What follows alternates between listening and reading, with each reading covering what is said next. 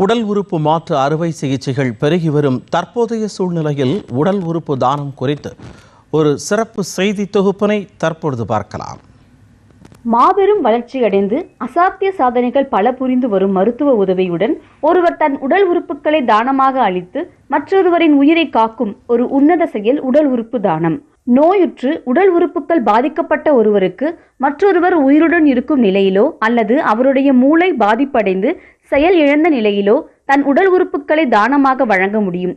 உயிர் வாழும் போது இரத்த தானம், உயிர் இழந்த பிறகு கண்தானம் செய்வது மட்டுமே வழக்கத்தில் இருந்து வந்த நிலையில் தற்போது உடல் உறுப்புகளை தானமாக வழங்குவது குறித்து பற்பல ஆதரவான கருத்துக்கள் பெருகி வருகிறது. இருப்பினும் உடல் உறுப்பு தானம் குறித்து தவறான புரிதல் மற்றும் போதிய விழிப்புணர்வு இல்லாத காரணத்தினால் பெரும்பாலானோர் தங்கள் உடல் உறுப்புகளை தானம் செய்ய தயங்குகின்றனர். உயிரற்று போன உடலில் உள்ள உறுப்புகள் மண்ணில் மக்குவதற்கோ அல்லது சாம்பலாவதற்கு பதிலாக பிறர் உயிர் வாழ தானம் செய்யலாம்.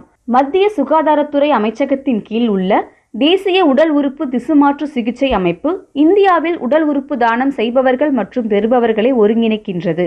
அங்கீகாரம் பெற்ற அனைத்து அரசு மருத்துவக் கல்லூரி மருத்துவமனைகளிலும் இதற்காக பதிவு செய்யும் நடவடிக்கைகள் மேற்கொள்ளப்பட்டு வருகிறது. ஒரு சிறுநீரகம், கல்லீரலின் ஒரு பகுதியை நாம் உயிருடன் இருக்கும் போதே தானம் செய்யலாம் என திருப்பத்தூர் அரசு தலைமை மருத்துவமனையின் முதன்மை மருத்துவ அலுவலர் மருத்துவர் சிவகுமார் தெரிவித்தார். இல்லை, நார்மலாக உயிரோடு இருக்கிறவங்க தங்களுடைய 2 கிட்னியில் ஒரு கிட்னியையோ இல்லை தங்களுடைய கல்லீரலில் ஒரு பகுதியையோ தானமாக வழங்கலாம். இறந்தவர்கள் உடம்புலேருந்து நம்ம இதயம், கல்லீரல், கிட்னி, சிறுகுடல், பான்கிரியாஸ் போன்ற உறுப்புகளை வழக்கமாக தானமாக கொடுக்கலாம். இறந்த ஒரு நபர் தங்களுடைய தானத்தின் மூலமாக 8 பேர் வரைக்கும் உயிரை காப்பாற்றுறதுக்கான வாய்ப்புகள் இருக்குது. இதில் எந்த விதமான ஆபத்தும் கிடையாது. இது இப்போ நல்ல நவீன அறுவை சிகிச்சைகள் இல்லை நவீன மருத்துவ வசதிகள்லாம் நிறைய வந்ததுனால எந்தவித பயமும் இல்லாமல் உறுப்பு கொடுக்குறவங்களும் சரி, அதை வாங்கிக்கிறவங்களும் சரி, இந்த தடைகள் எதுவும் இல்லாமல் அதை பெற்றுக்கொண்டு அவங்கவுங்க சிறப்பாக வாழலாம்.